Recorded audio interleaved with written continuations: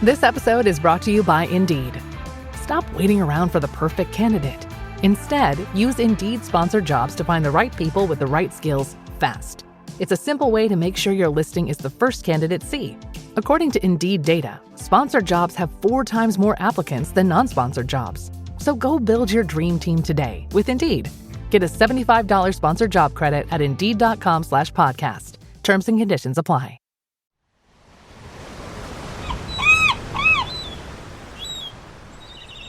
Ah, the Florida dream. Palm trees and balmy temperatures, sunrise beach walks and sunset beach cocktails.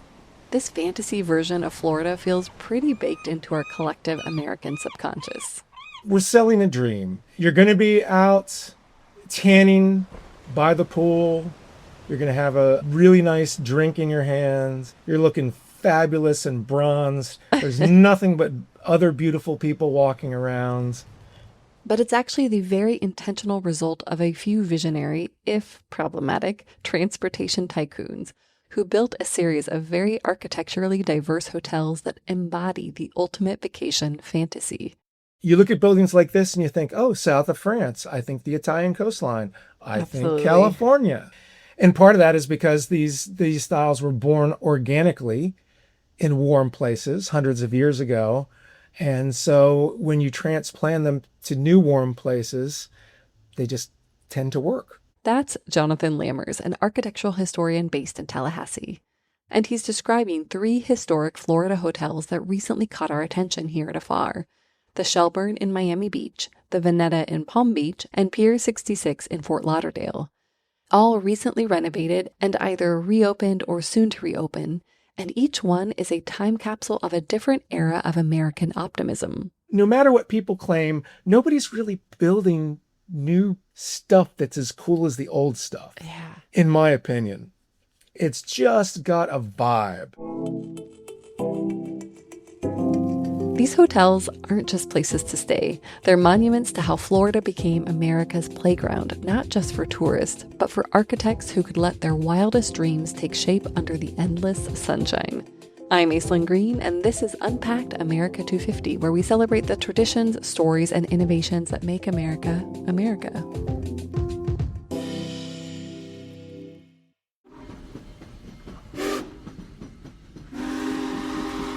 To understand Florida's architectural DNA, you have to start at the very beginning, or at least the beginning of the Age of Discovery. The state's rich Native American history is a story for another episode. St. Augustine was founded in 1565, making it the oldest city in the United States, though at that time the state was actually part of the Spanish Empire. The city's Spanish colonial architecture would eventually inspire a revolution in American design, but for centuries, Florida remained mostly frontier. Florida's acquired by the United States, 1819. There's no AC here. It really is frontier every bit as much as the West was, frontier at that time. The Tallahassee region was the first part of the state to be developed. But Jonathan said nothing of tremendous note really happened until 1878, when a man with very deep pockets and very big dreams came along. Henry Flagler visits Florida. Henry Flagler was a vice president of Standard Oil along with John D. Rockefeller. So he's, obviously one of the wealthiest people on the planet. And he took a vacation to the charming but little rundown town called St. Augustine. And that was for his honeymoon. And he really liked it. And he thought, this place, it needs to be spruced up, but this could be a really nice little resort. Flagler hired New York architects to build 2 luxury hotels in St. Augustine. The Ponce de Leon Hotel, I'm going to go to the English pronunciation now. Yeah, thank you. Because that's what everybody would call it. Yeah. And the Alcazar. And those are both, they are beautiful buildings. If you ever come to Florida and visit St. Augustine, they're just lovely. He spared no expense. Both buildings reflect Italian and Moorish influences. And while they are no longer hotels, both still exist today. The Ponce de Leon is now the Flagler College, and the Alcazar is the home of the Leitner Museum. But Flagler had his eye on much more than St. Augustine. He thought, there's a lot of promise here. I'm going to run a railroad all the way down the east coast of Florida, and I'm going to build resort hotels at stops along the way. Flagler continued to build down the coast everywhere from Palm Beach to Key West. Thanks in large part to Flagler's influence, by the 1920s, Florida was in the grip of a full-blown real estate frenzy. It is a mania, for Florida real estate. And, parcels of land were sold and resold 5 times a day, and they were, marked up 20% every time they changed hands. The promoters had a nickname that tells you everything you need to know about this era. They were called the Binder Boys because they had binders full of prospectuses for places. So they would meet people at the train and, try and get people. The over-the-top promotion is part of the DNA of modern Florida. With all that money flowing south, architects went wild. They were also tapping into a specific architectural movement that had captured America's imagination. Probably the single most influential catalyst for early 20th century architecture was the World's Fair in Chicago in 1893. One of the buildings there, though, came from California. It was the California building, and it was built with Spanish influence. But what really kicks it off is in 1914, there is another World's Fair in San Diego. And that is done up in Spanish architecture over the top. And it really became the architecture of choice in warm areas. This era gave birth to what we now call Mediterranean Revival. Picture those white stucco buildings with red tile roofs that just scream vacation. It goes by many names. And it's kind of inside baseball to talk about the differences, but you might hear Mission Revival, Spanish Colonial Revival, Spanish Eclectic, Mediterranean Revival. These are all rubrics which are really talking about buildings that have usually white stucco and red tiled roofs, and sometimes these little pretty small balconies of wrought iron. Think climbing vines and arched windows and courtyards that make you feel like you're sipping wine in Tuscany. The Veneta Hotel, built in 1926, is a perfect example. I would call it Mediterranean Revival. Okay. For sure, it's got the hallmarks. We've got white stucco, we've got red tile roof accents, and we've got that corner tower on it, which has the archways in it. And that evokes Italy to me quite a bit. I mean, arches were everywhere, but that is I think that was the main inspiration here. And bear in mind that people felt free to pick and choose. You could mix stuff that's Mission era and Italian and southern Spain, Andalusian. Like you could Moorish architecture, which I love. People could and often did just pull from different influences to put it together. I like this hotel. To me, that is classic 1920s Florida.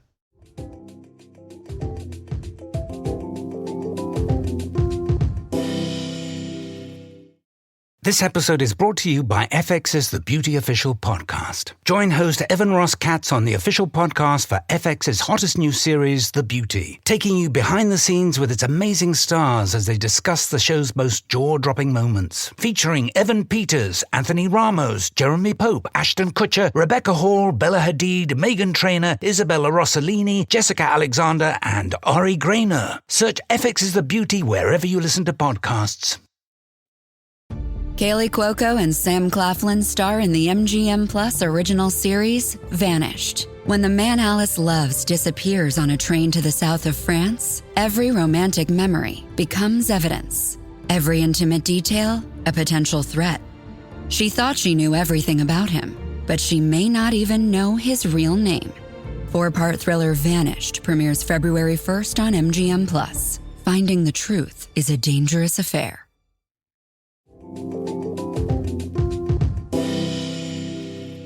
In the early 1900s, Miami Beach was also undergoing a transformation. The tycoon behind that was also in the transportation business, though of a very different sort. Miami Beach is the creation of a guy named Carl Fisher. Carl Fisher was really early in the automobile industry. He got a patent for headlights on cars. And in the early days of automobiles, like all the cars in the United States used his headlight. Carl Fisher made a fortune, and like Flagler, saw Florida's potential.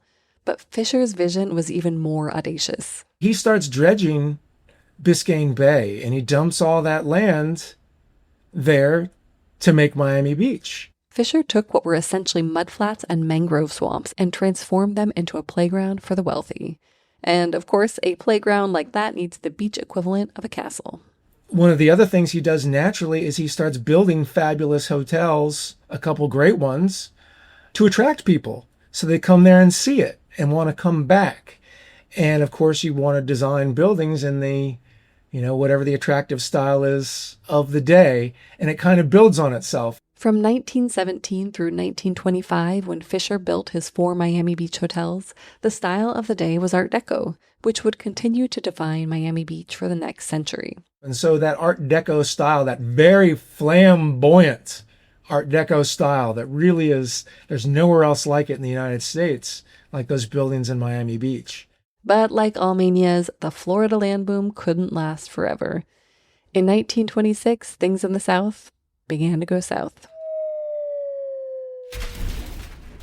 It collapses spectacularly for 2 big reasons. One, the boom in buildings is so insane and the crush of people coming to Florida is so heavy that the Florida East Coast Railway, this is Flagler's railroad, says, we're not carrying freight anymore. We just can't do it. And then a really serious hurricane direct hit on Miami. And it wipes out a bunch of buildings. They aren't ready for it. And also, as happens, just like in the Bay Area, that first .com boom, suddenly there's nobody left to buy. The crash was swift and brutal, followed by the Great Depression. By the 1930s and 40s, Florida was ready for something new, a style that looked toward the future instead of the past. It was called streamlined modern, and a perfect example of that style is the Shelburne Hotel in Miami Beach, which opened in 1940. It's a little bit austere, the core of it, It's just like repeating lines, solids and voids. It's horizontal layers of stucco bands, window bands, stucco bands, window bands going up. Streamlined modern is basically an evolution of Art Deco. Art Deco went into a sort of less decoration, stripped down, but still cool. It's called streamlined because they'd often use long lines along the roof line, to make building look like it's in motion. And this also influenced design of trains, of radios, all sorts of things. The Shelburne was also hinting at what was to come, the clean lines that would define mid-century modern architecture. I think if you looked at this building and could see it also part of New York corporate glass towers, there's a little bit of that in there too.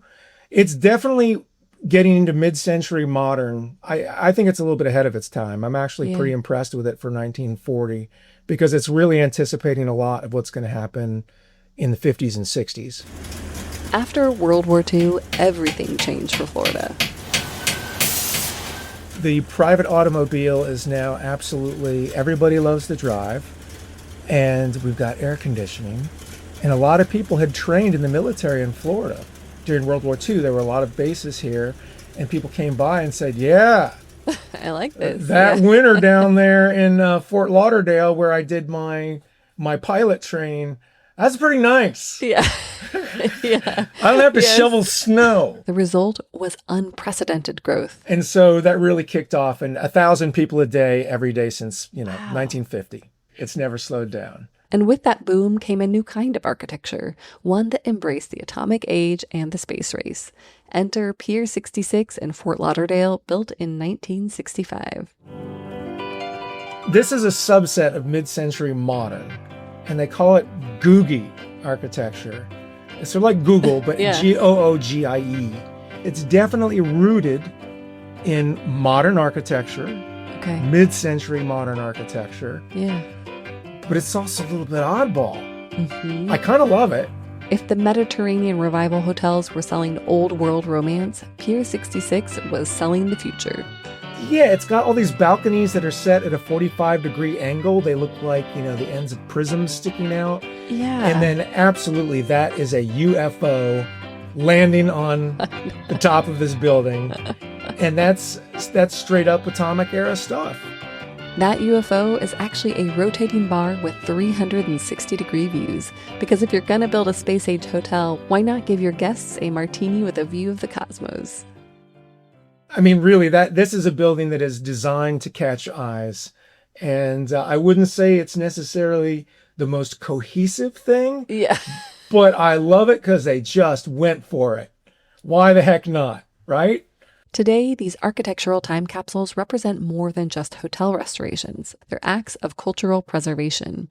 I think that it is, in certain places, highly touristed areas where there is a lot of money, there is the money to do great preservation projects. So some of these buildings that have been reimagined for the modern traveler, if they were in another town, they could have just as easily fallen under the wrecking ball. But Florida's architectural story doesn't end with the famous beaches. Jonathan reminded me that there's another Florida, one that most travelers never see, and it goes back to the state's original founding. The area around Tallahassee has hills. It's hilly here, and it's not we have palm trees, but it's not at all what you'd associate with the South Florida image. We're more big oak trees with Spanish moss dripping off them, Southern Gothic. That's sort of the vibe up here. Places like Apalachicola, where cotton once flowed to international markets, it now showcases perfectly preserved 19th century architecture. Like Key West, it was preservation by neglect. There wasn't any impetus to redevelop the buildings. And now the downtown has got more of the chocolate shops and the tea shops. And these are beautiful buildings in a lush environment of big oak trees. And it is very, very Florida, but a different kind of Florida. Old Florida. Florida's diverse architecture tells the story of America's eternal optimism. Whether you're checking into a Mediterranean villa in Palm Beach, admiring streamlined Art Deco in Miami Beach, or riding an elevator to a rotating bar in Fort Lauderdale, you're not just booking a room. You're buying a ticket to paradise. For Unpacked America 250, I'm Aislinn Green. Stay curious, stay connected, and remember, in Florida, even the buildings know how to vacation.